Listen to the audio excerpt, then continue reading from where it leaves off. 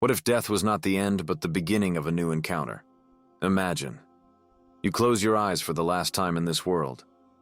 A deep silence envelops you. Then suddenly, you find yourself face to face with familiar faces. Loved ones who died long before you. They welcome you with a smile, ask you questions, talk with you, as if time and separation had never existed. But how is this possible? Where do these souls end up? Do they recognize each other? Can they communicate? Islam reveals fascinating truths about the journey of souls after death, their resting place, and the reunion that awaits them. In this video, we're going to delve into a subject that is both mysterious and overwhelming: how the dead meet in Islam. The verses of the Quran and the words of the Prophet lift the veil on an invisible world that we will discover together. Prepare yourself for a revelation that could change your view of the afterlife. 1. Where do souls go after death? Immersive narrative style, deep and calm voice, enveloping and mysterious atmosphere. When eyes close to this world, where does the soul go? A question that everyone has already asked themselves, a mystery that haunts the minds of the living. Because when the last breath leaves the body, it is not the end. It is a transition, a passage towards another reality, much larger than the one we know. The moment the soul leaves this world is a decisive moment. Nothing looks like the following. Those who have seen death up close know there is something next. But where are these souls going? What stages do they go through before reaching their final destination? As soon as the body becomes cold, the soul detaches itself. It doesn't disappear. She travels. But this journey is not the same for everyone. The transition from the terrestrial world to Barzakh, from the first moment after separation from the body, the soul begins a journey. She leaves the physical world to enter a parallel dimension. Barzakh. Barzakh.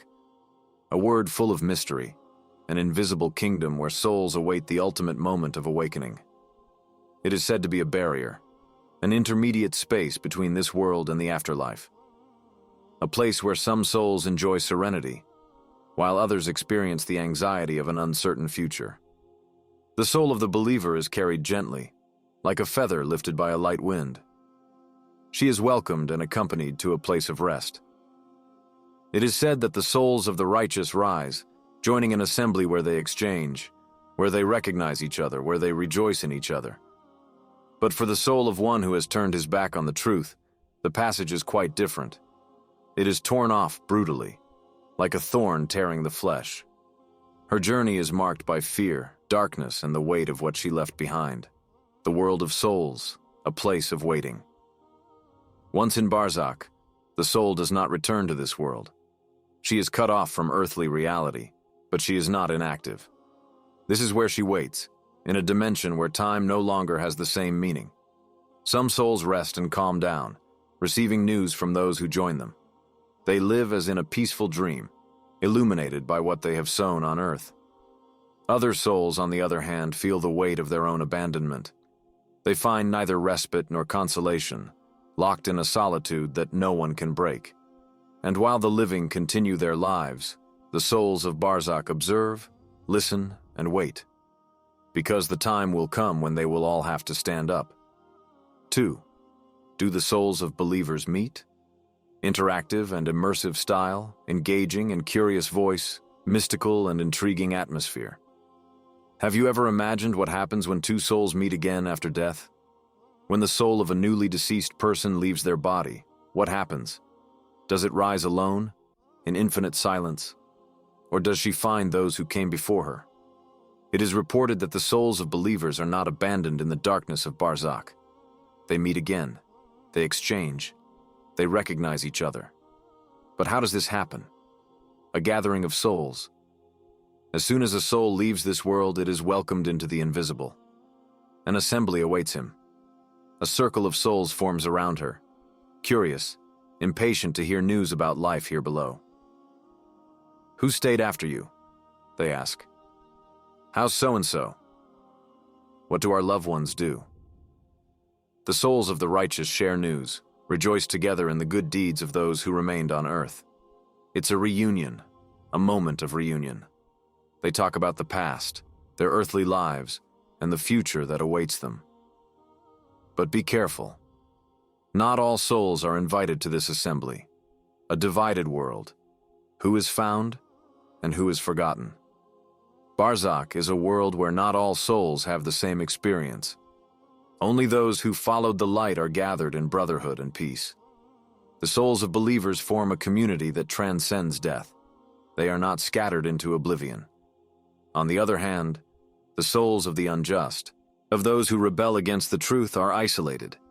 They do not have access to this fraternity. They do not have the opportunity to exchange news. Alone and lost, they only hear silence. A heavy, heavy silence, which crushes and confines. They are cut off from the world of believers, deprived of this comfort. A bond that doesn't break. The souls that find each other are not mere floating shadows. They feel, they understand, they know.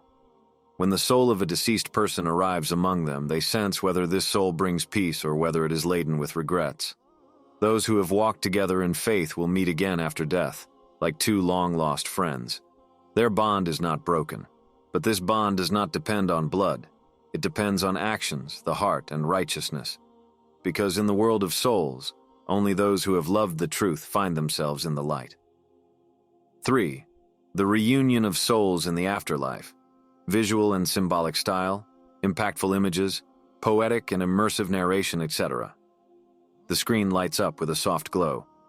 A light breeze blows through an ethereal landscape. Veiled shapes appear, silhouettes of souls in motion. A voice rises, calm, deep, enveloping. There is a place where souls meet. A space where time no longer has a hold, where waiting is no longer heavy, where hearts calm down and where reunions take on a meaning far beyond what we have known in this world. When the soul of a believer leaves its earthly envelope, it does not plunge into oblivion. She is welcomed, expected. Numerous souls gathered before her hold out a light towards her. They recognize this newcomer. They know where it comes from. They feel what she carries inside her, peace or trouble, serenity or doubt. A welcome more beautiful than all welcomes. In the world of souls, there is no forgetting. The bonds that have been forged in faith, sincere love, and righteousness never disappear. Imagine a traveler returning to his native land after a distant exile. Those who love him crowd around him, ask 1,000 questions, want to know everything. This is how souls welcome newcomers. How is your ending? What did you leave behind? How are those who still follow us on earth? They rejoice when they learn that their loved ones have persevered in the truth. They cry if they discover that they have lost their way. A place where the past meets the present. Here, souls do not age. They are, and they remain. They remember the moments shared on earth, the struggles, the efforts, the trials endured together. They evoke the beauty of their passage, remember the trials overcome. They feel a sweet certainty. True rest is not very far away. But this place is not accessible to everyone. Those who betrayed their own souls, those who refused the light and buried themselves in injustice have no place there. They know neither reunion nor comfort. They are elsewhere, far, very far away. A serene expectation, a vibrant hope. For souls who find themselves in the light, time becomes sweet. They are waiting without fear. They know that the day will come when the trumpets will sound, or every soul will have to answer for what it has done.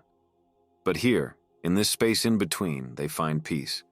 They talk, they reassure each other. They understand that separation from this world was just an illusion. 4. When the souls of the unjust are separated, the screen darkens. The wind blows harder. A heavy atmosphere sets in. A shadow crosses the space, a voiceless presence. Heavy breathing. Then, the narrator's voice resonates, deep, slow, heavy. There are souls who do not have the right to reunion. There are souls who, once detached from their body, find neither welcome nor light nor comfort. They are alone, isolated, lost, not out of forgetfulness, but out of justice. They traveled the world without worrying about their final destination. They hoarded without thinking about what was coming next. They ignored, despised, rejected, and now they are rejected in turn. A brutal tearing away.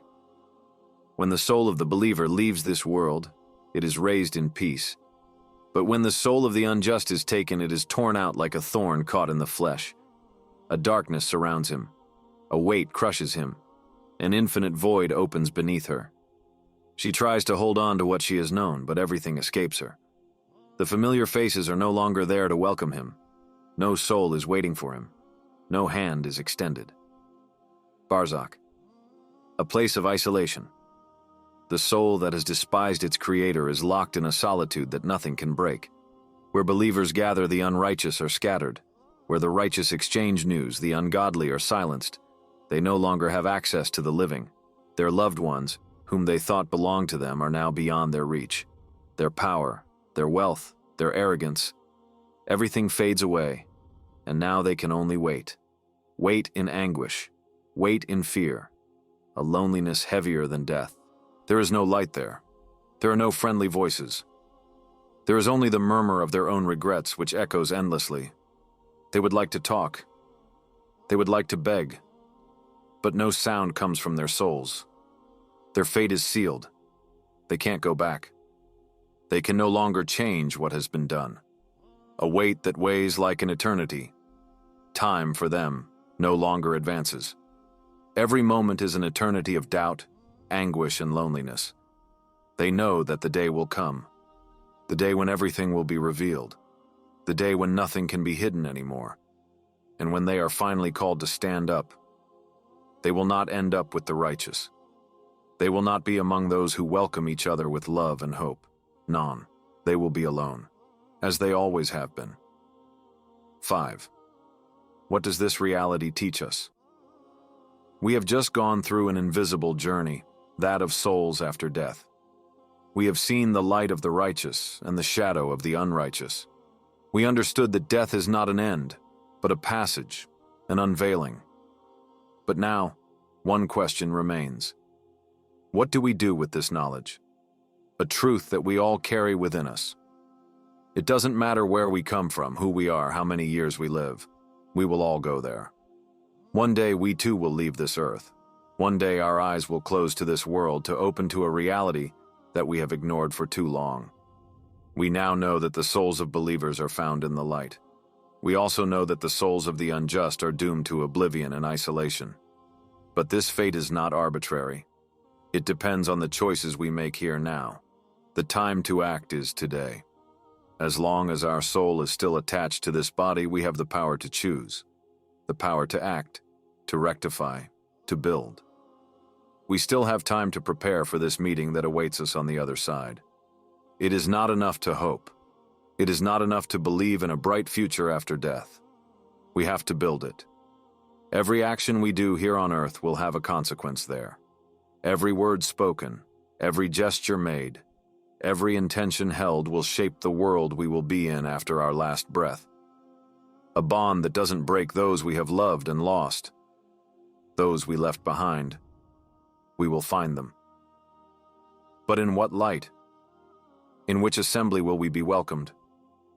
Will we be among those who exchange news in the serenity of Barzakh? Or will we be left to silence and forgetting, locked in the solitude of isolation? The choice is ours. We are building today the world we will be in tomorrow. We weave through our actions the invisible thread of our reunion in the afterlife, a reminder before it's too late. The curtain of this world will eventually fall. The play will come to an end. And when our soul leaves this body, all that will remain is what we have sown. While the light still shines in our eyes, let's take advantage of it. As long as our tongues can still speak, our hearts can still beat, our hands can still give. Let's change our destiny. Because there will come a day when everything will be frozen. Where there will be no going back. Where the time will have come to join those who came before us. But in which assembly? We have just explored a fascinating mystery. How souls find themselves after death according to Islam. The souls of believers gather in light and serenity. while those of the unjust experience isolation and regret. But this reality is not only a story of the future. It depends on what we do today. What are we doing to prepare for this meeting? What trace do we leave behind us? Are we ready to join the godly in the afterlife? Islam teaches us that every action, every prayer, every good intention brings our soul closer to the light. The question is, what destiny do we choose? If this video brought you knowledge and made you think, share it with your loved ones to illuminate other hearts. Subscribe to discover other spiritual truths that will nourish your soul. And above all, put these teachings into practice today. Because the meeting of souls begins with the choices we make here, now.